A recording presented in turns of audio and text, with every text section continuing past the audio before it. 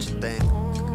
But Hey guys, it's Godbars here, the self-proclaimed hip-hop historian, and this is the 155th episode of my series where I grab a vinyl from my collection, talk about why I love it, what influence it has, and what its place is in the grand scheme of hip-hop. So here we are at the end of another set of 2000s classics, and while today's subject isn't a very recent addition to my collection, nevertheless it's still an essential pick that's definitely a personal favorite and more than worth covering. While MF Doom is definitely the artist I've had the most on this page, his discography is so stacked and extensive that even now I still have a number of LPs from him that I adore that I haven't gotten around to yet, like the Take Me to Your Leader album he released under the King Ghidorah moniker, the Mouse and the Mask project that he did with Danger Mouse in collaboration with Adult Swim, and of course his iconic debut as a solo artist, 1999's Operation Doomsday.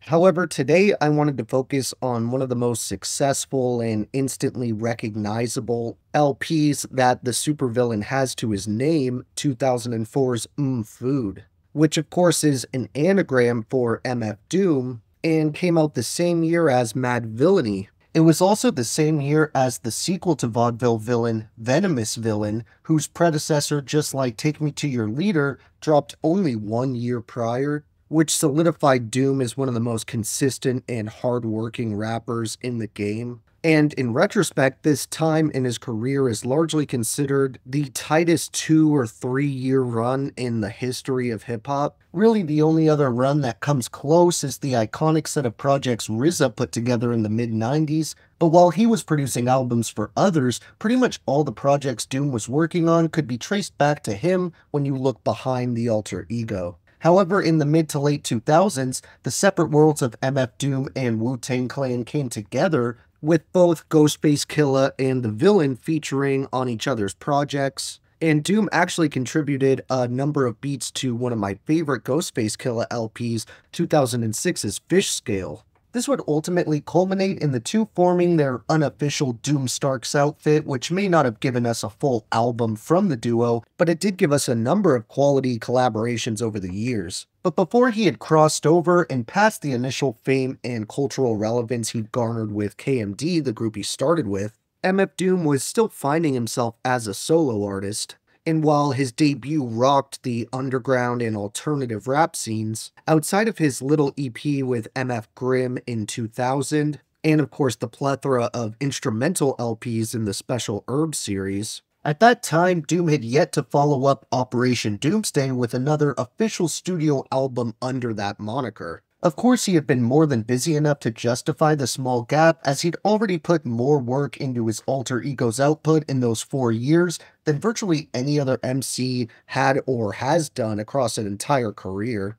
Doom's 5th album here can vary across fan rankings for all of his projects, and I'll get around to doing a worst to best with all the Doom-related vinyls in my collection at some point. But I will say that Food would probably make the top 5 for me, and while I already heavily enjoyed it a good decade or so ago when I first went through my initial MF Doom phase, it's grown on me even more throughout the years since. I think this is actually a pretty fitting starter album for a newer fan looking to get into the supervillain, as it mostly does away with the occasional clunky, more experimental moments that show up on most of his other work. Keep in mind that isn't anywhere near a fault, as the sense of discomfort he builds towards on an album like Born Like This is completely intentional and meticulously crafted. On Food, Doom is really in top form as a producer, putting together a set of instrumentals that aren't just iconic, catchy, and extremely memorable, but they display his chops for cutting up and repurposing old sample material in a new light. This starts from the very first track with a litany of samples that invite you into the experience by highlighting the metaphor between food and the rap game or life in general for people in impoverished areas. This intro beef rap draws some fitting parallels between these cuisines and how rappers will go back and forth, or beef,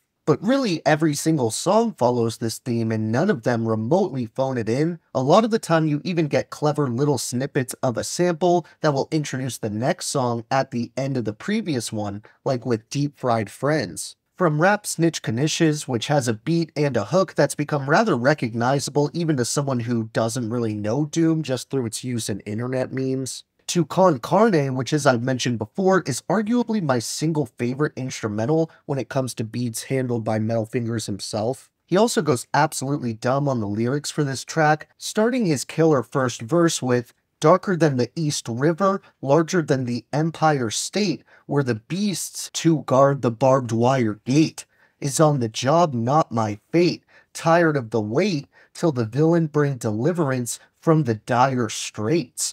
Fire at a higher rate, why'd they make the liars, flyers scattered by a plate, isolate the wires? Try the straight pliers, if not the vice grips, a real price saver, wait to acquire nice whips. What a steal for real on wheels of steel, stunner a funner summer, #1 meal deal bummer. A bizarre phenomenon is your armor on, take your cash karma or break your fast Ramadan. Transaction drama, aw come on Barney, clack clack pardon me, whack rap con carne.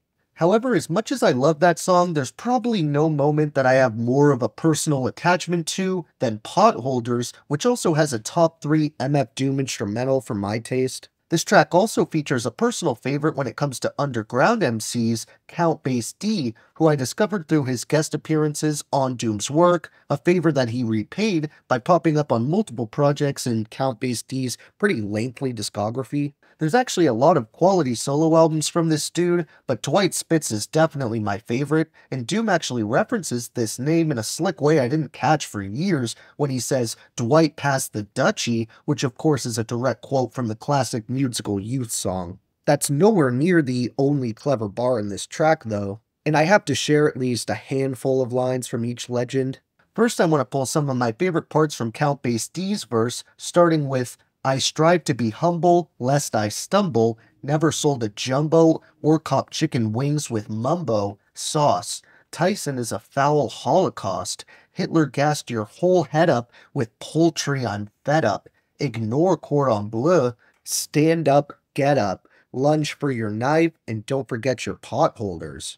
Another fire set from Dwight is when he says, when I was 4, I penned God was born in New York. Back in 77, still got Nan in the crescent. The effervescence of God's presence was thick. Unlike vapor, Esther roll, extra roll, word to the baker. Peace to the hard-working gingerbread makers, looked her up and down and said, too much makeup. Poor music taste, 10 years from being grown up, rappers don't blow up, heads do. However, even though Count went crazy on all of his parts, I have to share Doom's nasty first verse on this song, as it's always been a personal favorite of mine across his entire discography. The supervillain comes in with, what, these old things? About to throw him away, with the gold rings that make him don't fit like OJ. Usually I take him off with oil of Olay, MCs as crabs in the barrel past the old bay. Hot as hell and it's a cold day, innit? Working on a way that we can roll away tinted. Some say the price of holding heat is often too high. You either be in the coffin or you be the new guy. The one that's too fly to eat shoe pie. Never too busy when it comes down to you and I.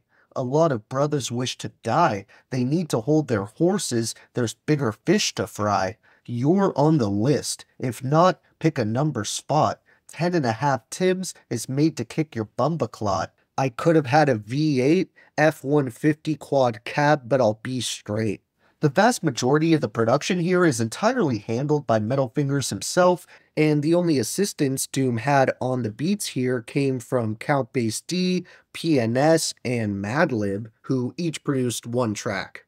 I already named one of the featured artists on here, but the other 3 include Mr. Fantastic, another pretty mysterious Doom collaborator, as well as Angelica and Four Eyes.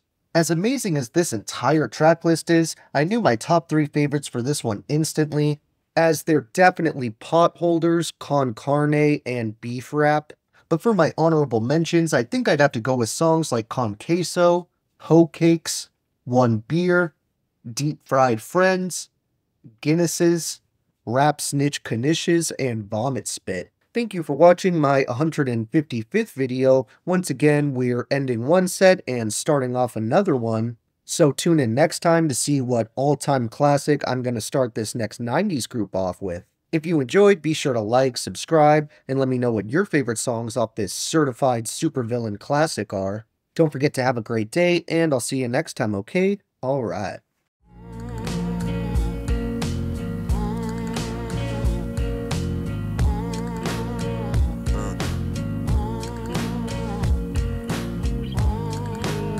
Who would do such a thing? Look, I stand in the flame of a feeling we call pain. Father's Day mug, little hand shaped of clay. Carrier planes flew overhead in pockets.